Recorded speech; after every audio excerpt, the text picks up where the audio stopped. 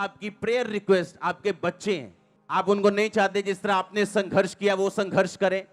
आप जब प्रार्थना करने के लिए बैठेंगे, आप एक बाइबल की वर्स को लेंगे, आप पहले थैंक्स गिविंग करेंगे, आप प्रार्थना करेंगे, परमेश्वर मैं तेरा थैंक्स करती हूं कि तूने मुझे चुना, मैं तेरा थैंक्स करती हूं कि मैं तेरे घर में हूं, मैं तेरा थैंक्स करती हूं मैं तेरी हुजूरी में हूं, मैं काबिल नहीं थी तेरी हुजूरी में आती, लेकिन तूने मुझे अपने अनुग्रह से बुलाया, और अगर तूने मुझे अपने पास बुलाया तो मेरी प्रार्थना को सुनने के लिए बुलाया। अब मैं प्रार्थना करती हूं तेरे वचन के अनुसार, जो भजन संहिता 112 के 2 में लिखा कि सीधे लोगों की संतान आशीष पाएगी और धर्मी का वंश प्राकर्मी होगा।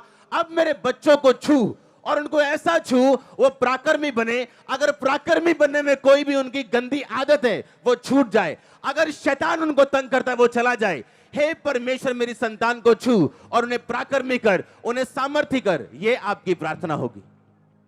उसने कहा सब कुछ पूरा। अब आपको इमोशनल नहीं, स्पिरिचुअल स्क्रिप्चुअल बनना है। आमीन।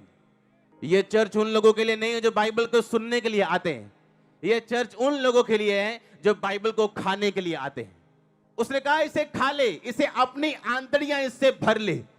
इसे सुनना नहीं है सिर्फ, बाइबल को क्या करना है? कहता खाना है। वचन कहता बाइबल क्या करनी है? कहता खानी, अपनी आंतड़ियां भर ले। कि जब तू प्रार्थना करने के लिए बैठे तो इधर उधर की बातें ना करे, इमोशनल बातें ना करे, वरन तेरे मुंह से वचन निकले, और वचन से निकली हुई प्रार्थना परमेश्वर वापस नहीं मोड़ता।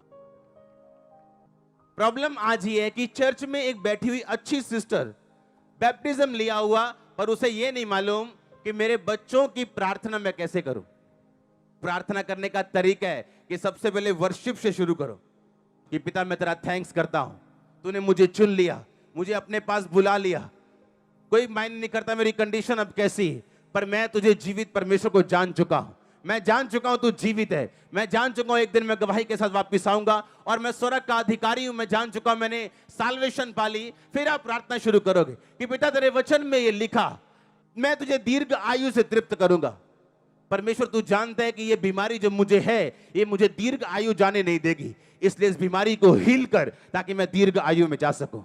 पिता बीमारी के साथ दीर्घ आयु किसी काम की नहीं, गरीबी के साथ दीर्घ आयु किसी काम के नहीं। मुझे आशीषें भी दे कि मैं दीर्घ आयु जी सकूं और आनंदित होकर जी सकूं। तूने कहा कि मैं तुझे उद्धार दिखाऊंगा, अपना उद्धार तुम्हें दिखाऊंगा। तुम मुझे उद्धार दिखा मेरे बच्चों में, मेरी फैमिली में, मेरे फाइनेंस में, मेरी बॉडी में, मेरी स्पिरिट में, मेरी आत्मिक जिंदगी में। आप करके देखो इस तरह से प्रार्थना, करके देखो वचन के बीच से प्रार्थना। हमारी वचन इमोशंस, हमारी प्रार्थना इमोशन के साथ भरी हुई। हमें लगता है कि हाँ पिता सब जानता है, बाइबल कहती है वो सब जानता है। अगर आप परमेश्वर के सामने अपना केस प्रकट नहीं करेंगे और आपको यह नहीं लिख पता कि बाइबल में कहां आपकी ब्लेसिंग के बारे में लिखा। कोई बैठ के प्रार्थना कर रहा है परमेश्वर मुझे वीजा चाहिए, कोई बैठ के प्रार्थना कर रहा है परमेश्वर मेरी स्पिरिचुअल लाइफ को ब्लेस कर, पर एक भी जन को यह मालूम नहीं है कि मैं कौन से वचन से प्रार्थना करूं। कहां लिखा उसके कोड़े खाने से तुम चंगे हो चुके हो? कहां लिखा कि वो तुम्हारे अपराधों के कारण घायल किया गया? अगर हमें ये नहीं पता लिखा कहां गया, हम पढ़ेंगे कैसे? अगर पढ़े नहीं तो वचन में, प्रार्थना में हम वचन सम्मिलित कैसे करेंगे और परमेश्वर के सामने अपना केस कैसे प्रकट करेंगे? परमेश्वर कहता अपना मुकदमा लड़, अपना प्रमाण मुझे दे। आप जानते हो आज कुछ लोग अगर सक्सेसफुल हो जाते अपने पास्ट में, यहां ना बैठे होते। अगर उनका बिजनेस चल गया होता वो यहां ना बैठे होते। अगर उनके बच्चे सही होते वो यहां ना बैठे होते। आपको यह बात समझनी है कि परमेश्वर आपकी मुश्किलों को इस्तेमाल करता है आपको अपने घर में लेके आने के लिए और अपना आप प्रकट करने के लिए।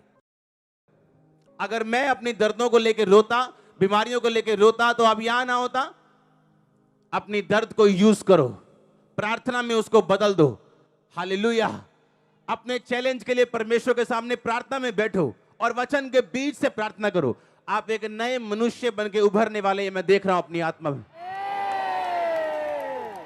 परमेश्वर जानबूझ के अलाउ करता है केवल फेलियर्स को, आपकी लाइफ में मुश्किलों को अपने डिवाइन पर्पस में, अपने ईश्वरीय पर्पस में, अपने ईश्वरीय बुलाहट में आपको दाखिल करवाने के लिए, आपकी एंट्री करवाने के लिए। वो मुश्किल जो आपकी लाइफ में है वो एक एंट्री कार्ड है आपका उस प्रोग्राम में जो जीसस क्राइस्ट के द्वारा डायरेक्ट किया गया। और आप उस प्रोग्राम के हीरो हो।